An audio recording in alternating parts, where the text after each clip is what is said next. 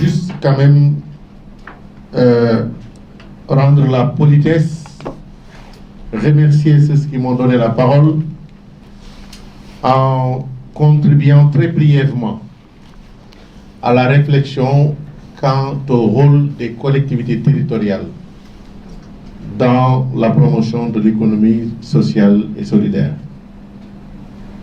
En fait, et Adam Diouf l'a dit, nous faisons de l'économie sociale et solidaire dans la réalité. En tant que collectivité territoriale, mais en tant qu'acteur non étatique aussi. Nous le faisons depuis fort longtemps et les résultats, le professeur Babacar Gueye l'a rappelé, ont un impact réel et ont contribué au fil des ans à améliorer les conditions de vie de nos populations et notamment des femmes. Je disais tout à l'heure à Madame le ministre à l'entrée que Madame le ministre, en réalité, avant même d'assumer ses fonctions, vous faisiez de l'économie sociale et solidaire, puisque j'ai eu plusieurs fois l'occasion de participer à des rencontres qu'elle a organisées avec des plateformes de femmes commerçantes, artisanes, qui, par leurs propres efforts, ont réussi alors à mobiliser des ressources importantes et à donc alimenter leur circuit solidaire.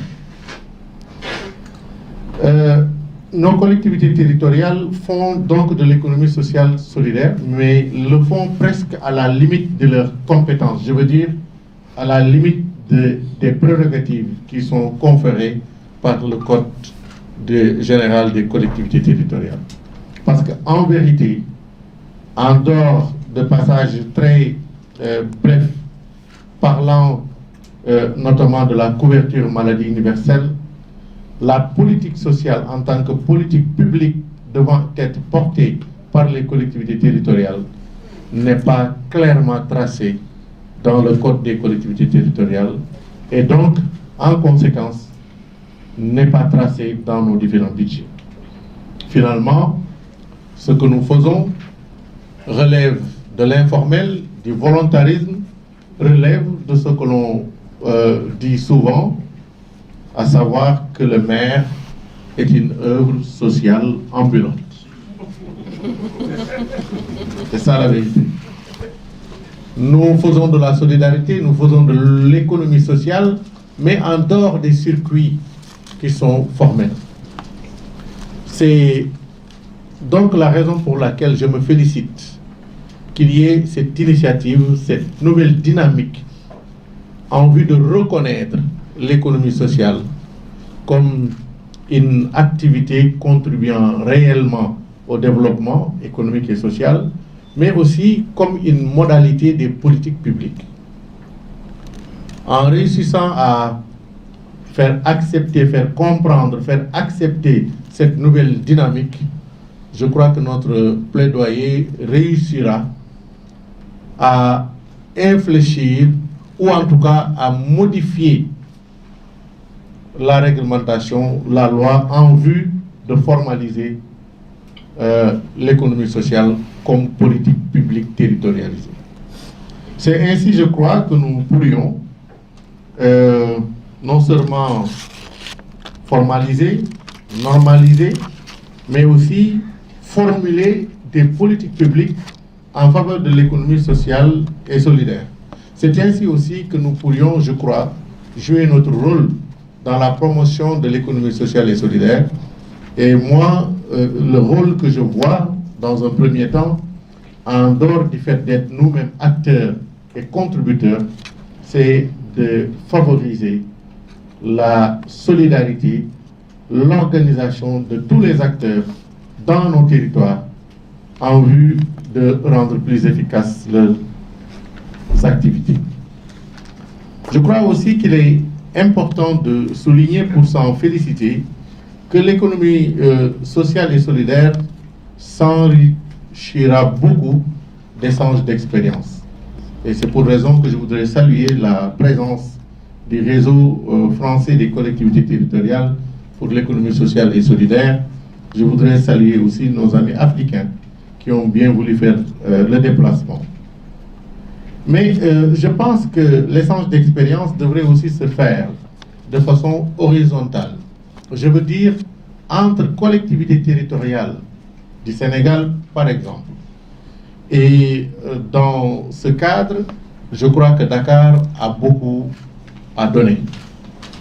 Dakar a longtemps formulé et mis en œuvre des politiques d'économie sociale, le crédit municipal, mais aussi d'autres activités qui ont été formalisées ces dernières années et qui ont un impact réel dans la vie des populations.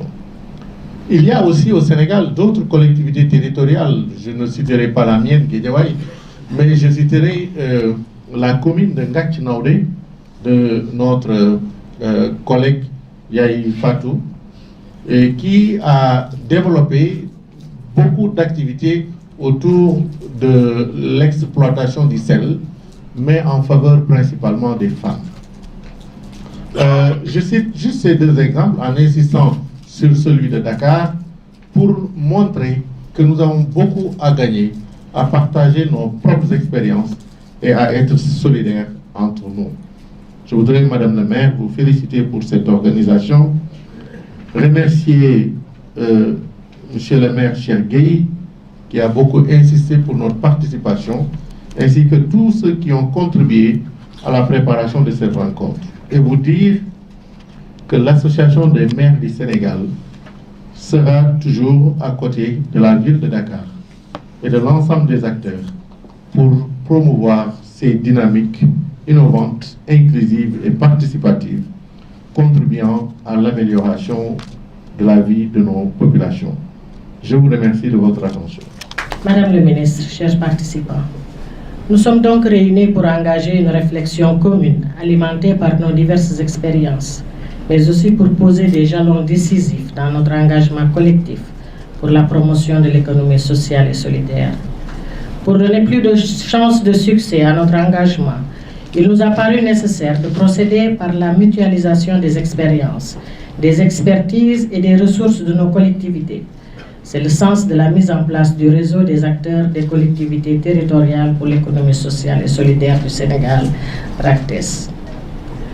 Ce réseau sera une plateforme d'échange et de coordination des interventions et des meilleures pratiques pour appuyer la territorialisation des politiques publiques consacrées au développement de l'économie sociale et solidaire. La création de ce réseau des collectivités territoriales du Sénégal pour l'économie sociale et solidaire s'inscrit dans la continuité des recommandations du G7 2018 qui s'est tenu à Bilbao en Espagne en 2018 autour du thème économie sociale et ville, valeurs et compétitivité pour un développement local inclusif et durable, puis de la rencontre du 8e sommet Africité de Marrakech en novembre 2018 et enfin de l'organisation en mai 2019 de la session nationale de renforcement des capacités au Sénégal sur le rôle et la place de l'économie sociale et solidaire dans la territorialisation des politiques publiques. L'une des recommandations fortes de cette session nationale était l'adhésion formelle de la ville de Dakar au G7 et la perspective pour notre ville d'organiser le premier forum mondial pour l'économie sociale et solidaire en Afrique en 2022. Non seulement l'adhésion de la ville de Dakar est aujourd'hui effective, mais elle a permis à la ville de nouer un partenariat prometteur avec le Global Social Economy G7. Madame le ministre, chers participants, si l'objectif de cette adhésion du G7 est de matérialiser ce partenariat, il s'agit maintenant de l'inscrire dans une perspective qui sert la finalité d'un développement local inclusif et durable à travers l'économie sociale et solidaire.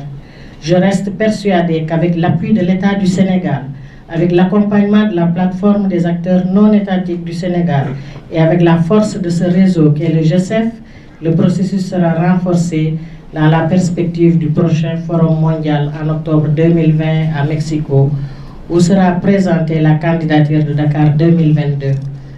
Le réseau des acteurs et des collectivités territoriales pour l'économie sociale et solidaire sera un de nos atouts pour porter et soutenir la candidature de Dakar 2022. Mesdames et messieurs, la conviction est aujourd'hui établie que le développement économique et social de nos pays ne peut être impulsé qu'à la base, au niveau des collectivités territoriales. Les collectivités territoriales sont en effet devenues des partenaires incontournables pour asseoir un développement inclusif et durable.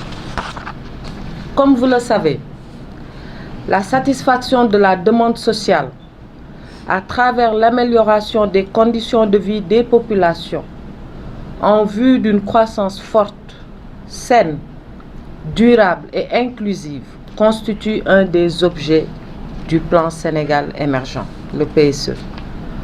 Si le Sénégal a consenti ces dernières années d'importants investissements pour le développement des infrastructures, la modernisation de l'agriculture, la modernisation des villes, bref, une transformation structurelle de l'économie à travers la consolidation des moteurs actuels de croissance, conformément à l'axe 1 du plan Sénégal émergent, des efforts également restent à faire du point de vue du ressenti de nos compatriotes quant aux effets de la redistribution de la croissance sur le vécu immédiat et en particulier la satisfaction sociale. La prise en charge de ces préoccupations nécessite de la part de l'État et des collectivités territoriales un changement de paradigme pour mettre l'humain au centre des préoccupations, c'est-à-dire faire des hommes qui produisent, qu'ils soient également les premiers bénéficiaires des fruits de la production. Dans cette perspective, le modèle entrepreneurial de l'économie sociale et solidaire pourrait constituer une réponse efficace et efficiente à la lutte contre la vulnérabilité, contre l'exclusion. Donc, amener les populations dans leur majorité à contribuer à la création d'une richesse durable, socle d'un développement harmonieux pour une égalité des chances, une équité territoriale à travers un développement harmonieux, viable, basé sur la mise en valeur des potentialités du terroir. Distingués invités, cette préoccupation n'a pas échappé au président de la République, son Excellence M. Macky Sall, qui a érigé l'économie sociale et solidaire comme priorité fondamentale, en la plaçant au deuxième rang de ces 5 initiatives majeures contenues dans le programme Liggéeyal Ëllëg pour l'actuel quinquennat. Un tel choix marque la détermination de la plus haute autorité à promouvoir et à développer le secteur de l'économie sociale et solidaire, forte de la conviction qu'elle peut contribuer au raffermissement d'une société démocratique au sein de laquelle la pleine participation à la création de valeur ajoutée du secteur formel comme du secteur informel se réalisera par la redistribution de richesses à travers la promotion des entreprises et organisations basées sur la solidarité et la primauté de l'homme. En effet, son Excellence Monsieur le Président Macky Sall demeure convaincu que les structures communautaires, le professeur Babacar Gueye l'a indiqué, les acteurs de l'économie sociale solidaire, que ce soit les coopératives, la mutualité, l'entreprise sociale ou encore le système financier décentralisé, qui est un partenaire incontournable, contribueront de façon significative à la promotion d'un système économique et social basé sur la solidarité, le partage, le bien-être individuel et collectif. Mesdames et messieurs, les organisations d'acteurs territoriaux ont un rôle fondamental à jouer face aux défis majeurs qui nous interpellent nos pays en termes d'inclusion sociale et territoriale. Pour ce faire, elles doivent être bien structurées, bien organisées pour mener la réflexion stratégique et être des forces de proposition pour les pouvoirs publics. C'est pourquoi je me réjouis fortement de la mise en place du réseau des acteurs et des collectivités territoriales pour l'économie sociale et solidaire. Le RACTES, c'est ça? En mettant en place une telle organisation, vous venez d'ajouter un maillon très important dans le dispositif de lutte contre la réduction des inégalités, de promotion de l'inclusion sociale et de développement durable. Je reste convaincu que le RACTES ne manquera pas de contribuer assurément à promouvoir l'économie sociale et solidaire dans les politiques locales pour un système économique et social durable, également inclusif. Vous pouvez d'emblée être assuré du soutien dynamique du gouvernement du Sénégal et particulièrement de mon département dans la mise en œuvre de vos futures actions, notamment dans l'intégration de l'économie sociale et solidaire dans vos plans locaux de développement.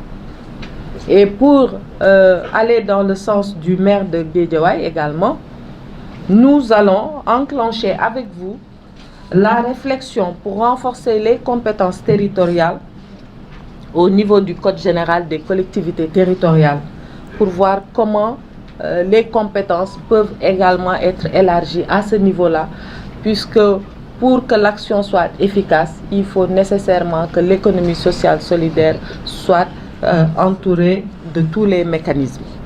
Je vous invite également à apporter votre contribution à la réflexion stratégique qui est en cours au niveau du ministère et dont certains chantiers sont déjà entamés. Il s'agit notamment de la lettre de politique sectorielle de la microfinance et de l'économie sociale et solidaire, dont la validation est prévue dans les prochains jours. Il s'agit également de l'élaboration de la loi d'orientation du secteur de l'économie sociale et solidaire, de la discussion autour des enjeux actuels du secteur, en particulier la satisfaction du client final et la question des taux d'intérêt.